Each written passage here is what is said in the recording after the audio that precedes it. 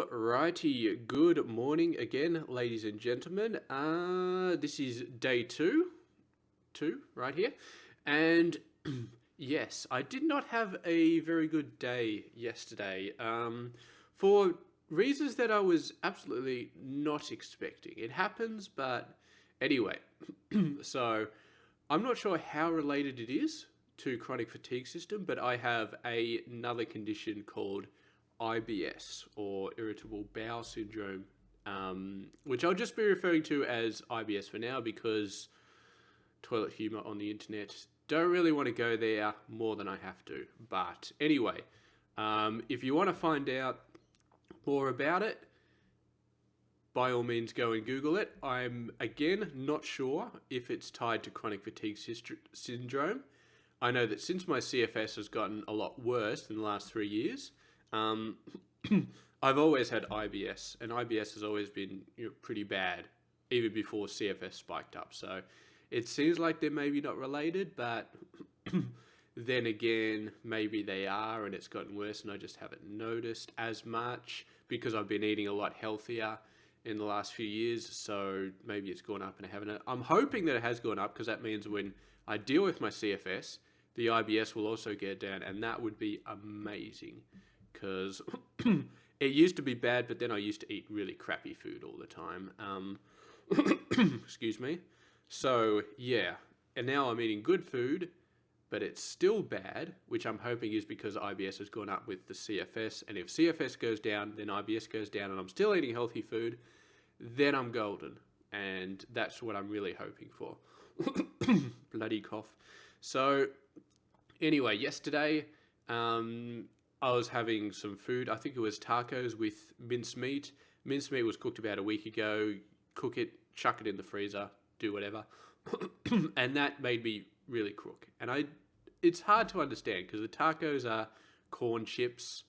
I can't eat like breaded, grained, whatever the normal tacos are because other stuff. Tell you about that later. But corn chips, mincemeat, and then a bit of cheese on top of it. Now, the cheese is a couple of weeks old, but it's sealed and it's in the fridge, so I don't know if there's a problem there.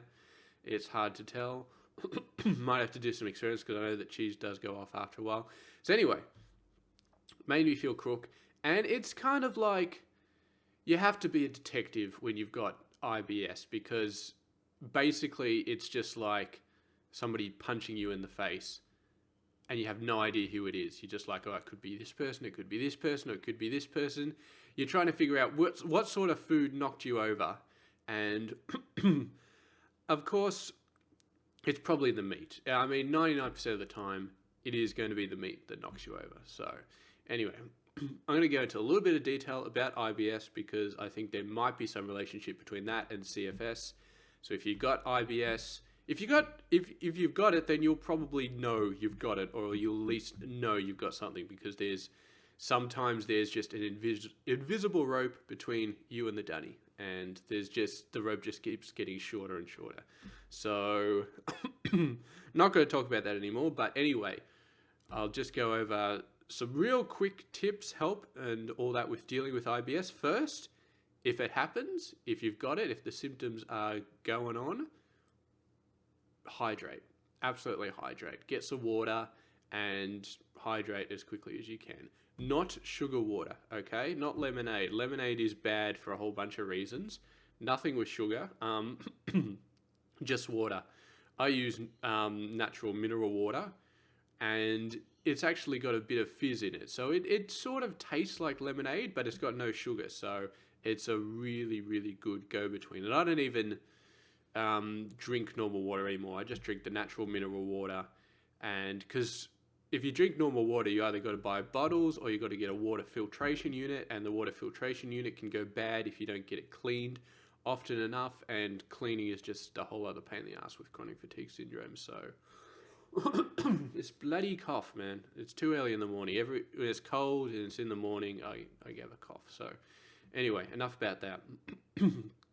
But with IBS, preventing it is the number one thing. And the number one thing you can do is obviously don't eat anything that you're not familiar with, anything fancy, just just don't deal with it. I'm going to take a drink real quick, see if this cough subsides.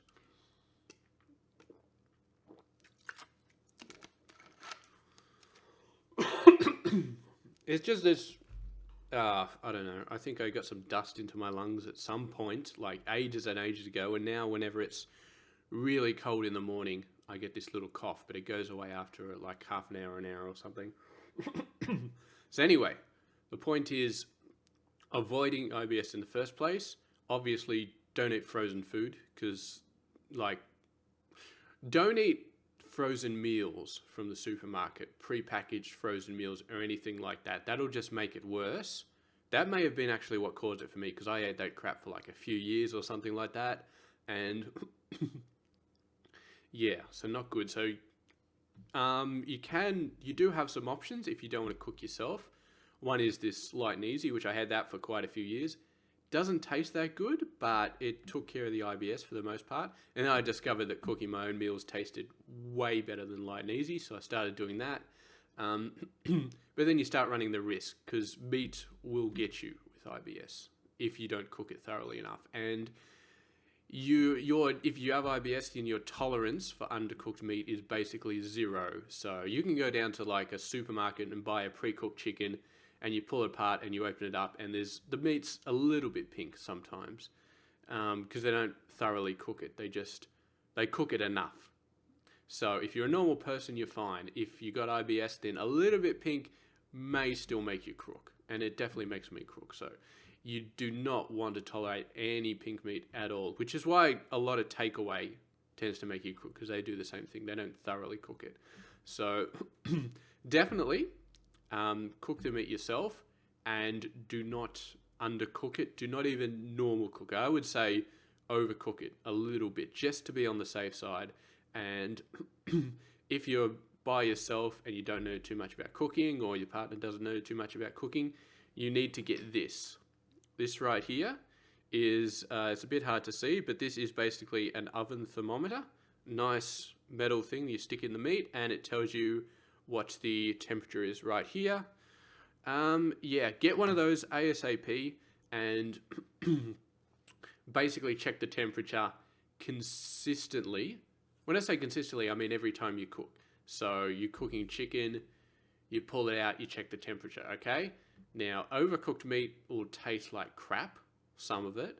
Undercooked meat will make you crook, okay? There's no comparison. Overcook it if you have to, and eat crappy food. I mean, that's all there is to it. You do not want to get undercooked meat, because that can make you really messy, especially if you're going to work or if you have to drive around and that sort of stuff. It's very messy. That's not what I meant. So anyway, do that sort of stuff. Even if you get it to the point where it's like, okay, exactly 45 minutes is what I need to cook this perfectly. Sometimes the meat you buy from the butcher is a little bit less weight. Sometimes there's a little bit more weight. So you have to adjust for the weight of it. And even then, sometimes it's not the same. So I'd recommend every single time you cook something, check the temperature. If you're dealing with Fahrenheit, I would aim at 170 minimum. Some things say 165 minimum for stuff like chicken. No, 170 minimum. And even 170, depending on how you're cooking it, it can be 170, but it cannot be properly cooked. Like an oven, you're probably fine, but if you're cooking it in like a convection oven, where it puts the microwave on it as well, it gets heated up incredibly high, even though it hasn't been properly cooked. So it's very, very hard to test it. I cooked something last week in the convection oven. It had the microwave, the grill, and the oven going at the same time inside it. Pulled it out, checked it, 170, and that was pink as crap inside. It absolutely made me crook. So definitely, if you can, visual inspection.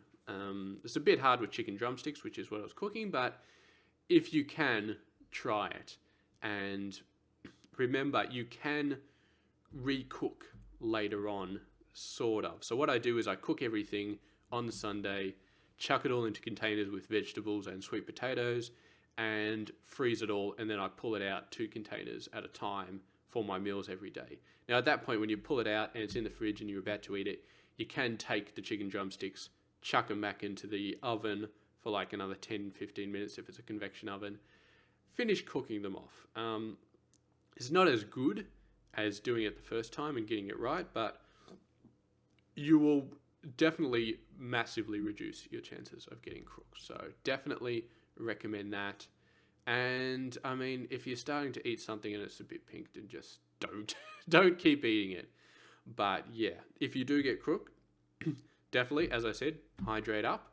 There are a few other things you can do, like sultanas. For some reason, sultanas seem to calm my stomach down. I don't know if it's just a placebo effect at this point or something like that, but sultanas definitely help. And there are pills, apparently, that can help. I had some of them as well for a little while. My naturopath gave them to me. They didn't really work that well, but maybe they work well for other people. So I'll repeat though, this is just one side of the diet thing, okay? CFS has a whole other dietary considerations, okay? There's food you will eat and it will just make you tired. It will just knock you out. And that I have not covered here. This is just IBS. So if you have IBS, then, you know, sucks to be you. But definitely take care of your meat. And if you have IBS and you don't have something that stops you from eating bread, like I do, then just eat lots of sandwiches and with sandwich meat and cheese, and you'll be right, because that absolutely will not make you crook if you eat sandwich meat. But I've got this other thing called MTHFR, which stops me from eating bread and stops me from eating pasta. So I'm screwed like 10 different ways. I have to eat, I mean, no bread, no pasta. I'm pretty sure no rice. So I got to eat meals. What do I eat? It's going to be the general white, you know, blah, blah, blah, meat, veggies, and potatoes, except sweet potatoes because I can't eat potatoes.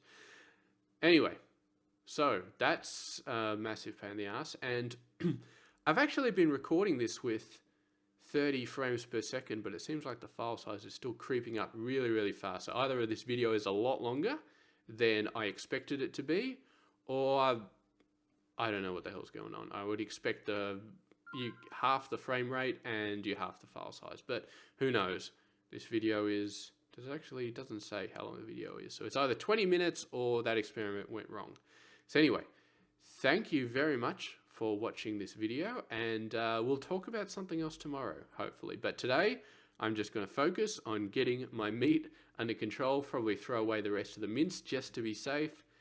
I don't know about the cheese, whether I start chucking that away, because the containers, the packets that store it are fairly big. I don't know if I can get smaller containers, but yeah, I might have to do something about that. So anyway, I will see you guys tomorrow for another video, and yeah, have a good one.